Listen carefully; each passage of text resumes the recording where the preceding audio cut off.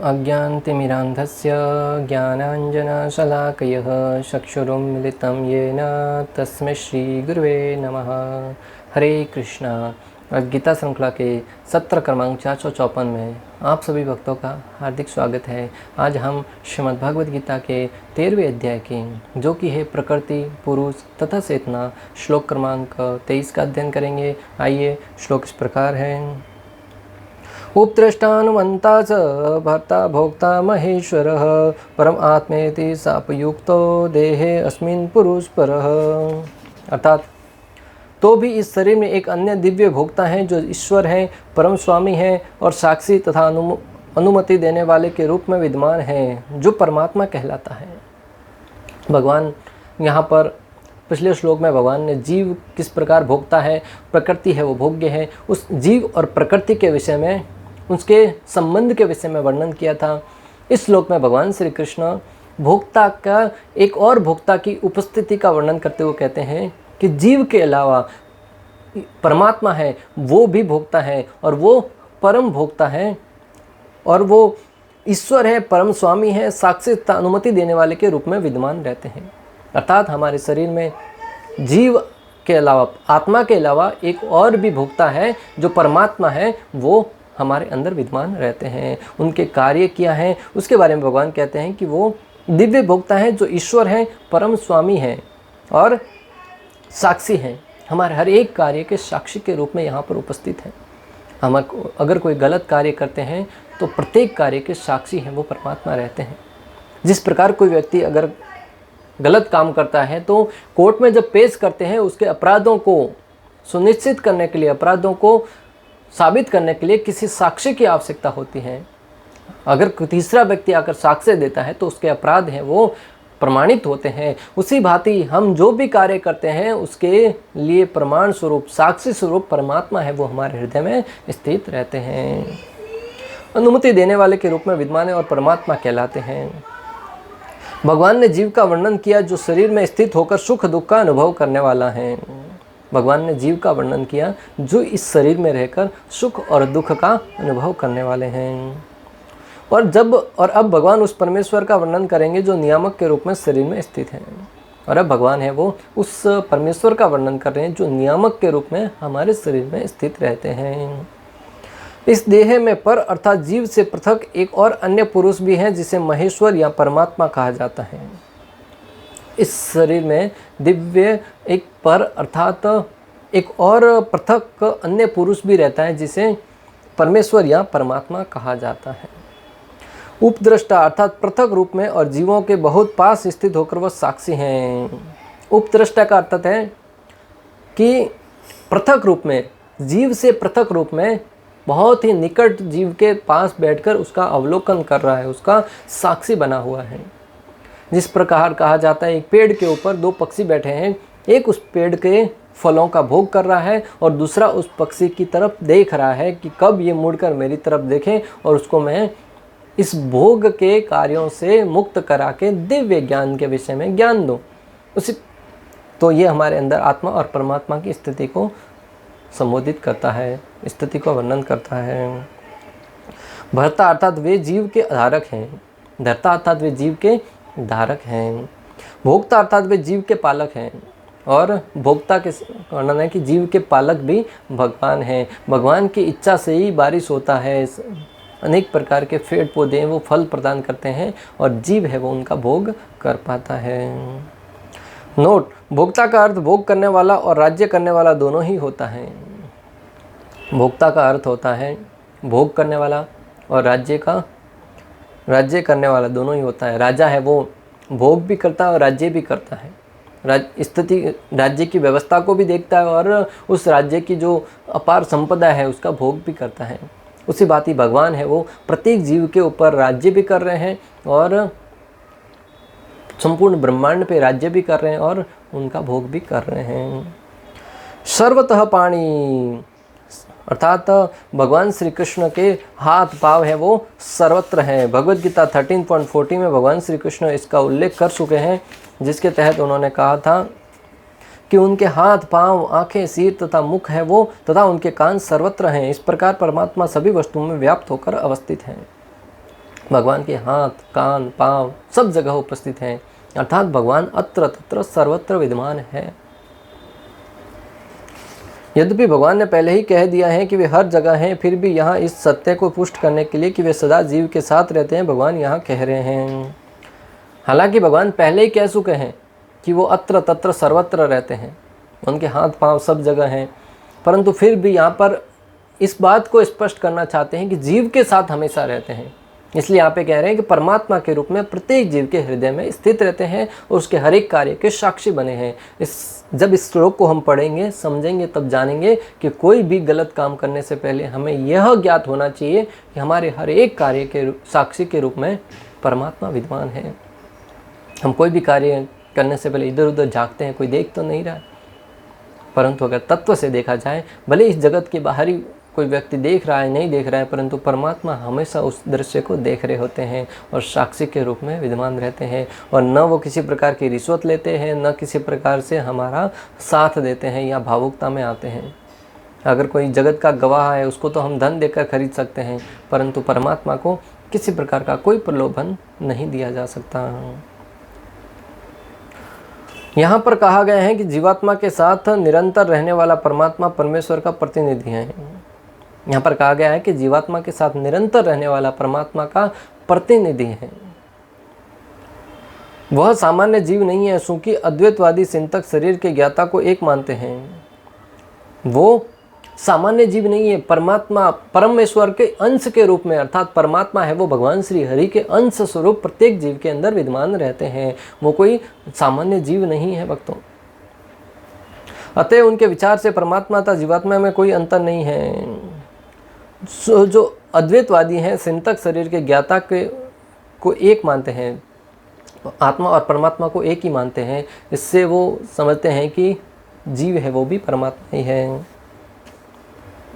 वे जीवात्मा से भिन्न है, वे पर हैं, दिव्य हैं। जीवात्मा किसी विशेष क्षेत्र के कार्यों को भोगता है, लेकिन परमात्मा किसी सीमित भोक्ता के रूप में या शारीरिक कर्मों में भाग लेने वाले के रूप में विद्यमान नहीं रहता, अपितु वह साक्षी, अनुमतिदाता तथा परम भोक्ता के रूप में स्थित रहता है।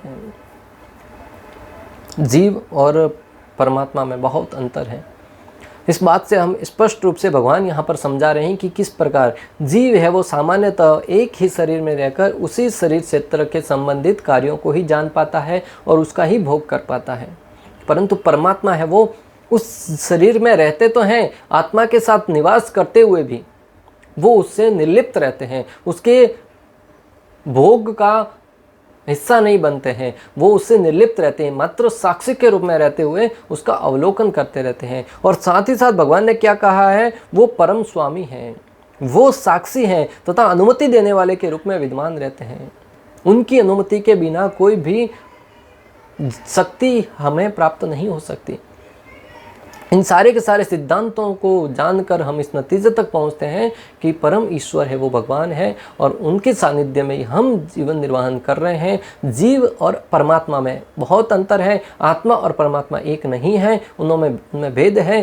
भेद ये है कि जीव एक ही शरीर के विषय में जानकारी रखता है, अन्य के शरीर में क्या हो रहा है, उसके शरीर में क्या घटना घट रही है, उसको क्या दर्द हो रहा है, उसके विषय में हम नहीं जान सकते, परंतु परमात्मा प्रत्येक व्यक्ति के हृदय में स्थित होकर प्रत्येक व्यक्ति की स्थिति के विषय में भली भांति जानते हैं। जीव है वो इस शरीर में रहते हुए इसका भोग करता है, परमात्मा है वो इस शरीर में रहते हुए भी इस भोग कार्य से अलग रहते हुए मात्र साक्षी के रूप में रहते हैं। जीव है वो बद्ध अवस्था में रहते हैं और परमात्मा है वो मुक्त अवस्था में रहते हुए हमेशा अद्वितीय स्वरूप उसके स्वामी के रूप में रहते हैं।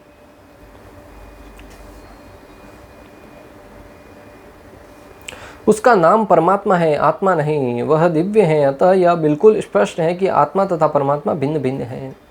श्रील प्रभुपाद स्पष्ट शब्दों में कह रहे हैं कि उसका नाम परमात्मा है, आत्मा नहीं।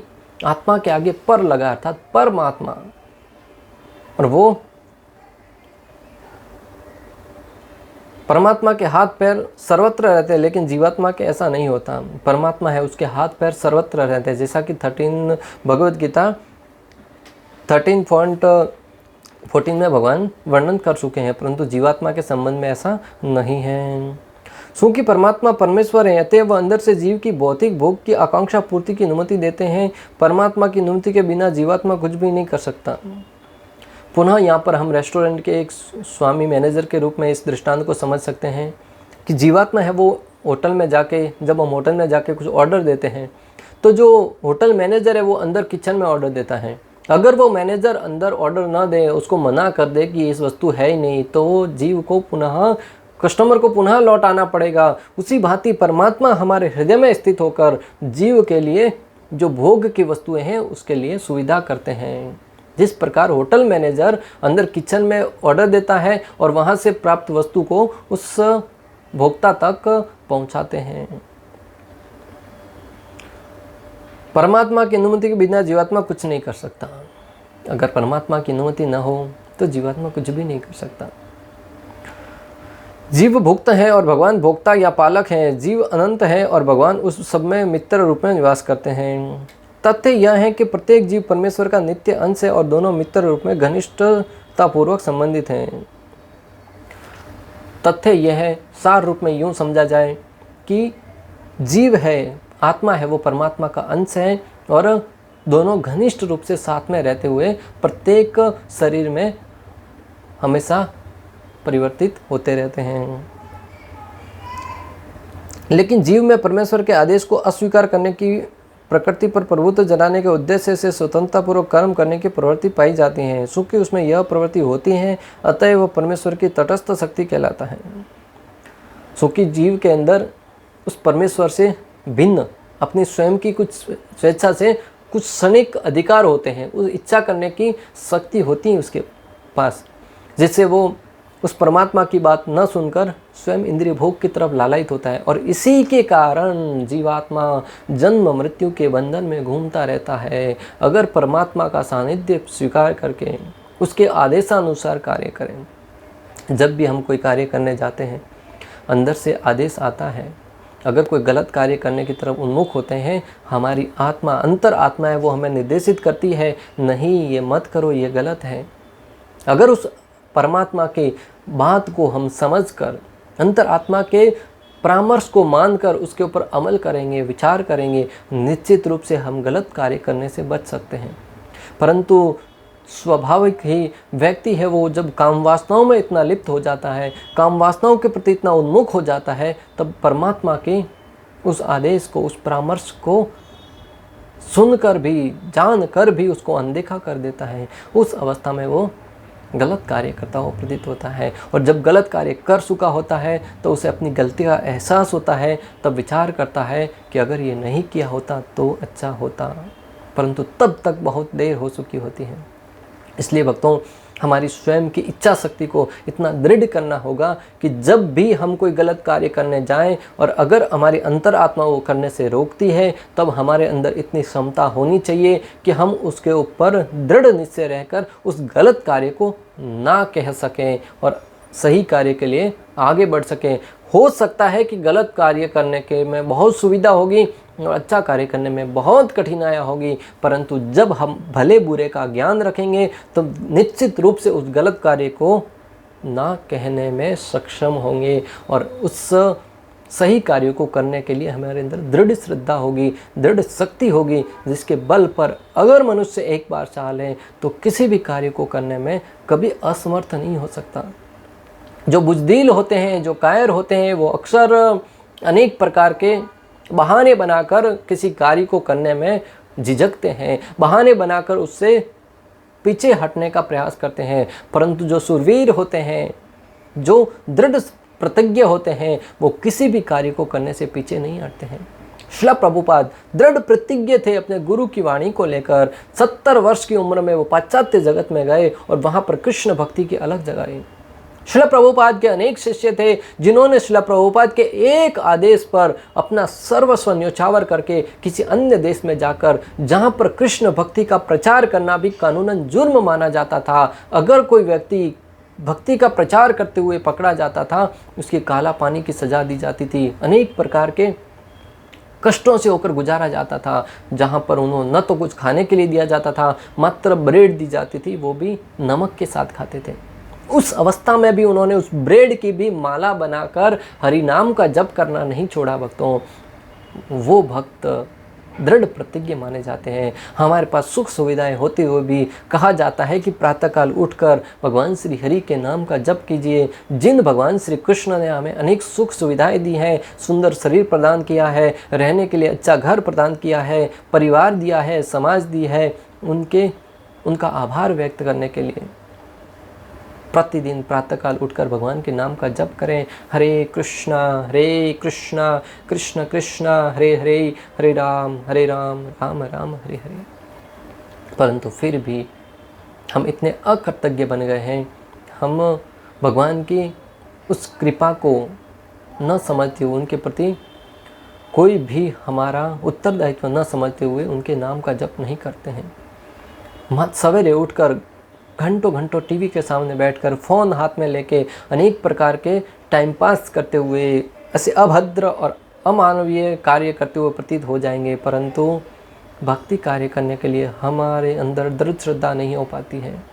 दूसरी तरफ जो लोग कृष्ण भक्ति में लगे हुए हैं, वो अपने जीवन को सर्वस्व न्योछावर करते हुए कृष्ण भक्ति का प्रचार कार्य में लगे हुए हैं। जीवन में अनेक प्रकार की समस्याओं का सामना करते हुए, अनेक प्रकार के कष्टों का सामना करते हुए कृष्ण भक्ति को सुदृढ़ बनाने के लिए, जन जन तक कृष्ण भक्ति का ज्ञान पहुंचाने के लिए श्रीमद् भगवद गीता और भागवतम को जन सामान्य के लाभार्थ अनेक लोगों तक पहुंचाने के लिए अनेक ऐसे भक्त हैं जिन्होंने अपने परिवार को त्याग कर समाज के उत्थान के लिए, इस जगत के कल्याण के लिए निकल पड़े हैं, समाज में अलग जगाने के लिए भक्तों। और इस शरीर से संबंधित भोग कार्यों को त्याग कर तपस्या के मार्ग पर चल पड़े और उसके अनुरूप ही जीवन यापन कर रहे हैं। तथ्य यह है कि प्रत्येक जीव परमेश्वर का नित्य अंश है और दोनों मित्र रूप में घनिष्ठता पूर्वक संबंधित हैं, लेकिन जीव में परमेश्वर के आदेश को अस्वीकार करने की प्रकृति पर प्रभुत्व जताने के उद्देश्य से स्वतंत्रता पूर्वक कर्म करने की प्रवृत्ति पाई जाती है। चूंकि उसमें यह प्रवृत्ति होती है, अतएव वह परमेश्वर की तटस्थ शक्ति कहलाती है। जीव के अंदर यह शक्ति होती है कि उसके अंदर कुछ क्षणिक स्वतंत्रता होती है, इसलिए उसे तटस्थ शक्ति कहा जाता है। अर्थात वो भगवान किसी पर दबाव नहीं बनाते कि नहीं तुम्हें यह करना ही होगा। कई लोग प्रश्न उठाते हैं कि अगर भगवान की शक्ति से ही सब कुछ हो रहा है तो गलत कार्य करने के लिए भगवान प्रेरणा क्यों देते हैं? भगवान प्रेरणा नहीं देते हैं, जीव अपनी इच्छा से वो गलत कार्य करता है। भगवान तो हर बार जब गलत कार्य करने जाते तब टोकते हैं, परंतु जीव उनको अनसुना कर देता है। जिस प्रकार एक पुत्र कोई गलत काम करता है, पिता हमेशा उसको रोकने का प्रयास करते हैं, पिता परामर्श देते हैं नहीं बेटा ये मत करो, ये गलत है, परंतु फिर भी पुत्र है वो अपने पिता की बात को नहीं मानता है, अनाज्ञाकारी पुत्र है। उसी भांति हमारे परम पिता परमेश्वर भगवान श्री कृष्ण परमात्मा के रूप में हमारे हृदय में स्थित रहकर गलत कार्य करते वक्त हमें परामर्श देते हैं, अंतर आत्मा हमें आदेश देती है, परंतु हम उसे उस पिता की बात ही नकार देते हैं। जिस प्रकार बिगड़ा हुआ पुत्र अपने पिता के आदेश को नहीं मानता, हम भी उस परम पिता परमेश्वर की बिगड़ी हुई संतान है। विद्रोही संतान होने के कारण हम उनके आदेशों को नहीं मानते हैं, उनके परामर्श को नहीं मानने के कारण हम गलत कार्य की तरफ उन्मुख होते हैं, परंतु उसमें भगवान की कोई हाथ नहीं होता। भगवान है वो हमें स्वतंत्रता प्रदान करते हैं। अगर हमारे पर दबाव डालेंगे और दबाववश प्रेम करवाएंगे, वो प्रेम नहीं रह जाता भक्तों। अगर किसी से दबाव पूर्वक प्रेशर पूर्वक कार्य करवाएंगे, उसमें प्रेम नहीं रहेगा, फिर वो उसमें घुटते कर देगा। इसलिए भगवान कहते हैं कि मैं तुम्हें स्वतंत्रता दे रहा हूँ, जब तुम मेरे प्रति आकृष्ट होंगे, प्रेम पूर्वक मेरी भक्ति करेंगे, तब तुम्हें मेरी कृपा प्राप्त होगी।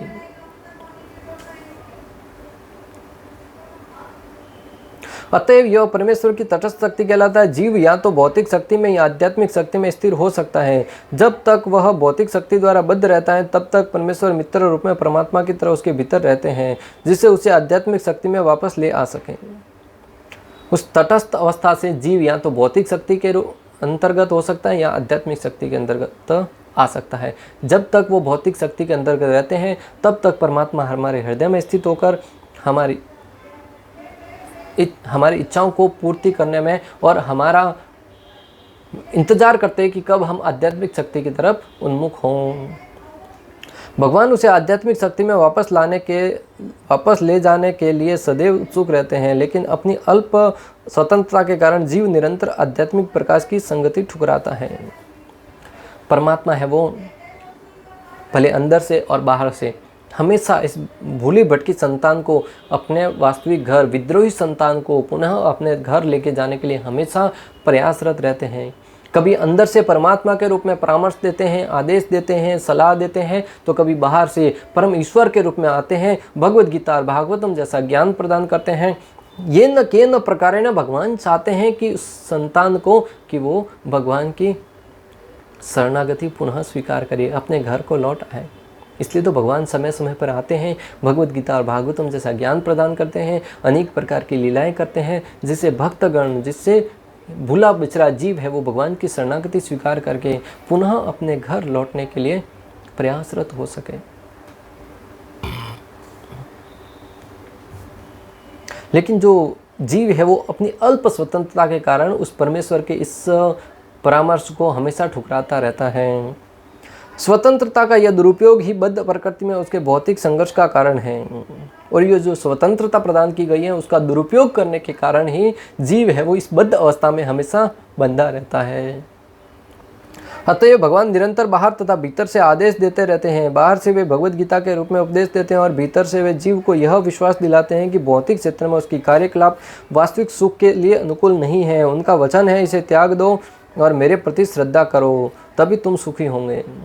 जैसा कि पहले हमने कहा, बाहर से भगवद गीता के रूप में ज्ञान देते हैं और अंदर से परमात्मा के रूप में परामर्श देते हैं कि भौतिक जगत है वो हमारे भोग के लिए नहीं है, इसको त्याग दो, तभी आप सुखी रह जाएंगे, आध्यात्मिक जीवन में प्रगति कर पाएंगे। इस प्रकार जो बुद्धिमान व्यक्ति परमात्मा में अथवा भगवान में श्रद्धा रखता है वह सच्चिदानंद में जीवन की ओर प्रगति करने लगता है। इस प्रकार जो बुद्धिमान व्यक्ति हैं और जो परमात्मा तथा भगवान में श्रद्धा रखता है, उनके बताए गए ज्ञान श्रीमद् भगवद गीता और भागवतम के अनुसार जीवन यापन करता है, वह व्यक्ति सच्चिदानंद में जीवन की ओर प्रगति करने लगता है, अर्थात आध्यात्मिक जीवन के प्रति प्रगति करता हुआ अपने जीवन का कल्याण करता हुआ प्रतीत होता है।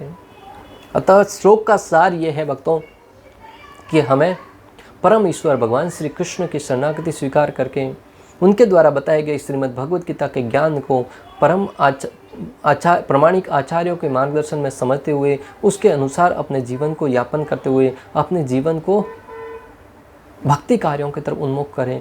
भौतिक जगत के कार्य वो स्वतः होते रहेंगे, आप रहे न रहे कार्य चलते रहेंगे, सृष्टि चलती रहेगी, परंतु हमें चाहिए कि हमें उसका कर्ता न मानते हुए मात्र उसको सेवा से संबंधित कार्य को स्वीकार करते हुए अपने परिवार का पालन पोषण करते हुए रहते हुए भी भक्ति कार्य को ज़्यादा से ज़्यादा महत्व देना है। हमारे जीवन का वास्तविक उद्देश्य क्या है? भगवत प्राप्ति, इस जगत के भोग करना नहीं है। हाँ, जगत में रहते हुए हो सकता है आपको सुख सुविधाएं मिले, परंतु उस सुख सुविधाओं का भोग करने के बजाय भगवत सेवा में प्रयोग करना चाहिए।